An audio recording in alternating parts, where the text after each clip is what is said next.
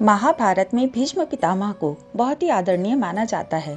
लेकिन महाभारत में जब भी द्रौपदी का उल्लेख किया जाता है तो भीष्म पितामह के बारे में कहा जाता है कि जब द्रौपदी का चीरहरण हो रहा था तो भीष्म पितामह मौन क्यों थे।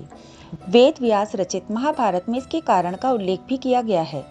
बाणशैया पर लेटे हुए भीष्म ने द्रौपदी को खुद इसका कारण बताया था। महाभारत महाकाव्य के अनुसार भीष्म पितामह जब कुरुक्षेत्र की रणभूमि पर बाणशैया पर लेटे हुए थे तो द्रौपदी ने भीष्म के पास आकर हाथ जोड़कर कहा, पूज्य पितामह जी, आपको इस अवस्था में देखकर मुझे बहुत ही पीड़ा हो रही है। मैंने कभी नहीं सोचा था कि आपको इस परिस्थिति से गुजरना पड़ेगा। लेकिन मन में एक प्रश्न है कि अगर आपने मेरे अपमान के समय मौन धारण नहीं किया होता तो आज किसी को भी यह दिन नहीं देखना पड़ता। आपको उस दिन मौन नहीं रहना चाहिए था। इसके बाद द्रौपदी ने भीष्म से कारण पूछते हुए कहा, पितामह, आपने दुर्योधन और दुशासन द्वारा किए गए अन्याय को क्यों नहीं रोका? क्यों आपने अपनी पुत्र वधू का अपमान होने दिया? उसका चीरहरण होता रहा और आप मौन खड़े रहे। द्रौपदी की बातें सुनकर भीष्म पितामह की आंखों में आंसू भर आए। भीष्म का मन आत्मग्लानि से भर गया। भीष्म ने टूटी हुई आवाज में कहा, मैं जानता था कि एक दिन मुझसे यह सवाल जरूर पूछा जाएगा। मुझे इस बात का अंदाजा था। सुनो द्रौपदी, मैं आज तुम्हें यह सत्य बताता हूँ कि दुर्योधन द्वारा किए गए इतने बड़े अपराध को देखते हुए भी मैं चुप क्यों था। भीष्म ने द्रौपदी को बताया था कि जिस समय मैं कौरवों की राजसभा में था, मैं दुर्योधन का दिया हुआ अन्न खा रहा था, जिसे दुर्योधन ने पाप कर्मों से कमाया था। इस कारण से मैं दुर्योधन का अन्न नमक खाने की वजह से उसके अधीन हो गया था। मैं चाहकर भी कुछ नहीं कह पाया। दूसरी बात यह है कि हम जिस भी इंसान का अन्न खाते हैं, कहीं ना कहीं उसका प्रभाव हमारे मन मस्तिष्क पर भी पड़ता है। मेरे साथ भी कुछ ऐसा ही हुआ। भीष्म का उत्तर सुनकर द्रौपदी को बहुत आश्चर्य हुआ।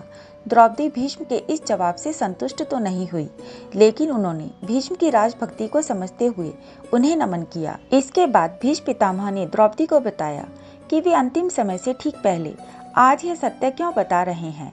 भीष्म पितामह ने द्रौपदी से कहा, द्रौपदी, मैं अपनी मृत्यु से पहले यह बात बताकर ही संसार से विदा होता, लेकिन मैं कुछ समय की प्रतीक्षा कर रहा था जिससे कि मैं ऋण मुक्त होकर इस सत्य को बता सकूं। अर्जुन के बाणों से मेरे शरीर से सारा रक्त बह गया है। मेरा रक्त दुर्योधन के दिए अन्न से ही बना था। अब क्योंकि मेरे शरीर में रक्त नहीं बचा है, इसीलिए मैं दुर्योधन के अन्न के प्रभाव से मुक्त हो गया हूँ। अब समय आने पर मैं अपने जीवन का सबसे बड़ा सत्य बता रहा हूँ। महाभारत में भीष्म पितामह को ज्ञानी माना जाता है। भीष्म इस बात को अच्छी तरह से जानते थे कि आगे कलयुग का आगमन होने वाला है। इस कारण से महाभारत में हुई घटनाएं यहीं पर समाप्त नहीं होंगी, बल्कि कुछ बुरी घटनाएं कई बड़े स्तर पर बढ़ती ही जाएंगी। कुरुक्षेत्र में हुए रक्त रंजित युद्ध का प्रभाव युगों तक लोगों पर रहेगा। बुरे लोगों में और भी ज्यादा नकारात्मकता आती जाएगी। वर्तमान समय में भी यही देखने को मिल रहा है। भाई भाई का दुश्मन बन रहा है, स्त्री का अपमान किया जा रहा है और लोग सत्य का साथ नहीं देते। महाभारत में जिस तरह भीष्म ने दुर्योधन जैसे बुरे व्यक्तित्व वाले व्यक्ति का अन्न ग्रहण करके मौन धारण किया था, वर्तमान समय में भी हमें यही देखने को मिलता है। आज भी भले लोग अगर बुरे लोगों के यहाँ काम करके उनका दिया अन्न ग्रहण करते हैं तो उन पर अन्न का कर्तव्य निभाने की एक जिम्मेदारी बन जाती है। इस कारण से उन लोगों के गलत करने पर भी अन्न खाने वाला व्यक्ति बुरे लोगों का विरोध नहीं कर पाता। इस कारण से कहा जाता है कि बुरे कर्म करने वाले लोगों का अन्न कभी ग्रहण नहीं करना चाहिए और न ही ऐसे लोगों का साथ देना चाहिए। कहीं ना कहीं भीष्म का सत्य वर्तमान समय का सत्य भी बनता जा रहा है। जबकि सामान्य सी बात को समझें तो द्रौपदी के चीरहरण की विभत्स घटना को रोका जाना चाहिए था।